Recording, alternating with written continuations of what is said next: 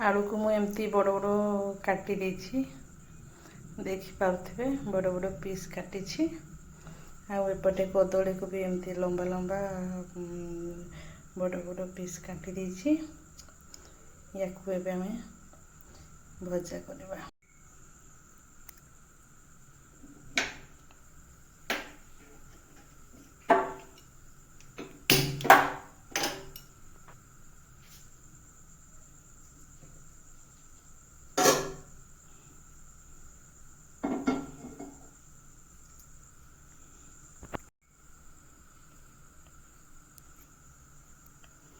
गरम होगापी तो किसी समय छाड़देवा।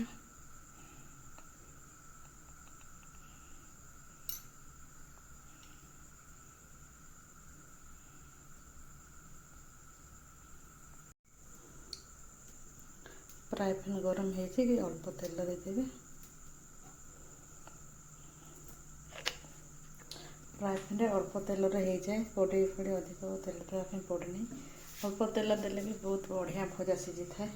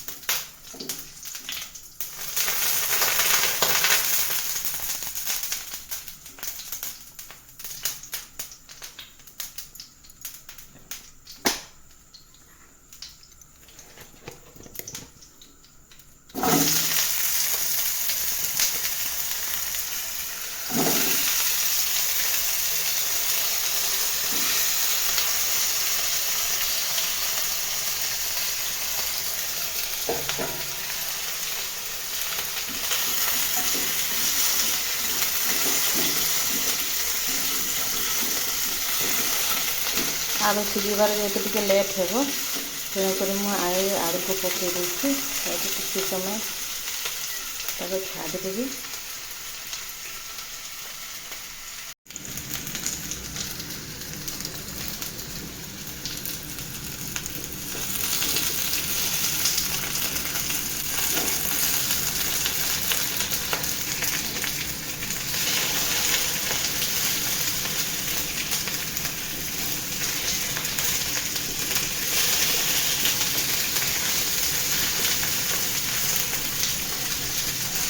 अरे आलूर कलर हल्का से चेंज हो जाए कौन करी कदली सब पकई दे।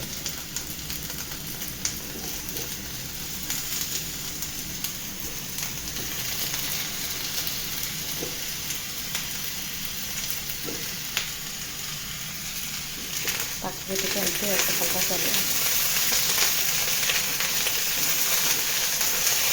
कदली देहर टे तेल लग जाए।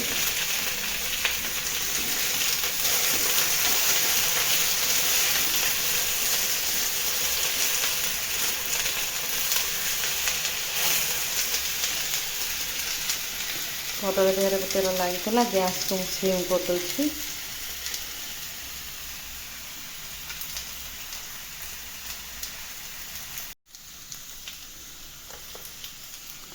हल्का से लुण देवी स्वाद अनुसार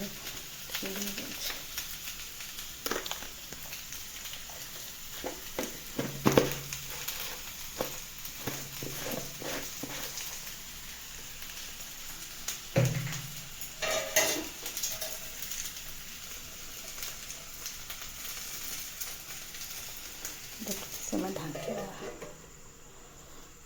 छाड़देवी 5 मिनिट।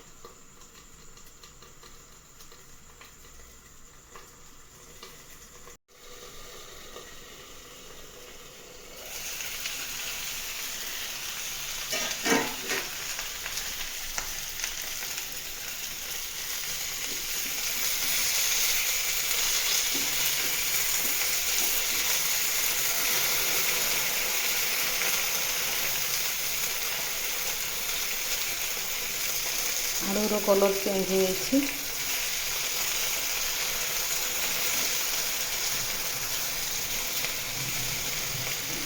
ଧୀରେ ଧୀରେ ଏମିତି ସବୁ ଆଡ଼କୁ ଟିକେ ଓଲଟେଇଦେବି।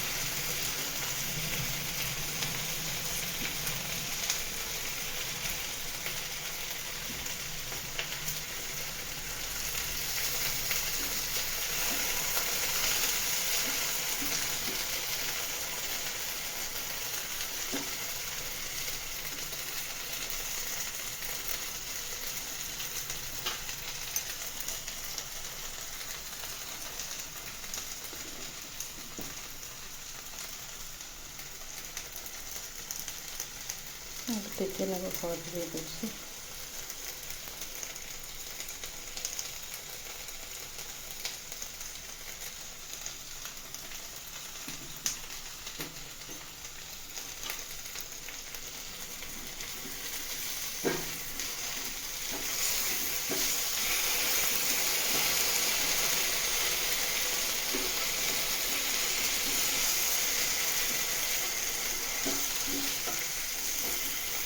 এই ଭଜାକୁ ସିମ୍ରେ ହିଁ ରୋଷେଇ କରିବେ।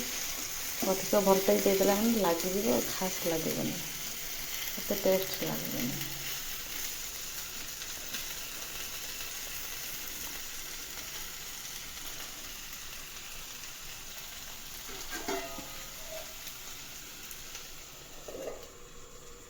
ପୁଣି କିଛି ସମୟ ତାକୁ ଛାଡ଼ିଦେବେ।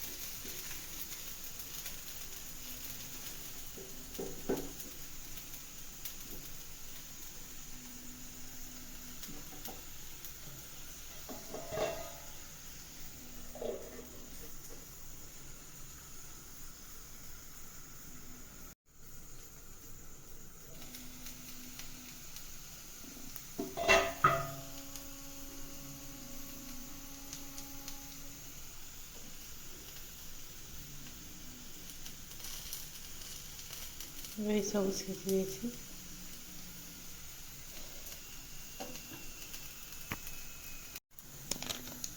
ପୁରା ସିଝିଗଲା। ଏଠି ହାଲକା ସେ ଟିକେ ଜିରା ମସଲା ପକାଇଦେବା।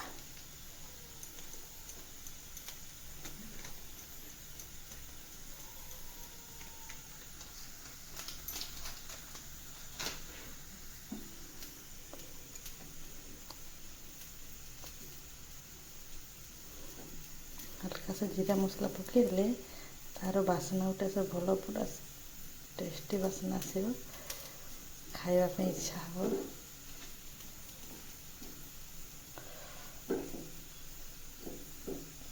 ଏମିତି ଥରେ ଭାଜିକି ଦେଖନ୍ତୁ, ଖାଇବେ କେତେ ଟେଷ୍ଟ ଲାଗିବ। ଆପଣ ଥରେ ଖାଇଲେ ବାରମ୍ବାର ରୋଷେଇ କରିକି ଖାଇବା ପାଇଁ ଇଚ୍ଛା କରିବେ। ଗ୍ୟାସ୍କୁ ଅଫ୍ କରିଦେବା।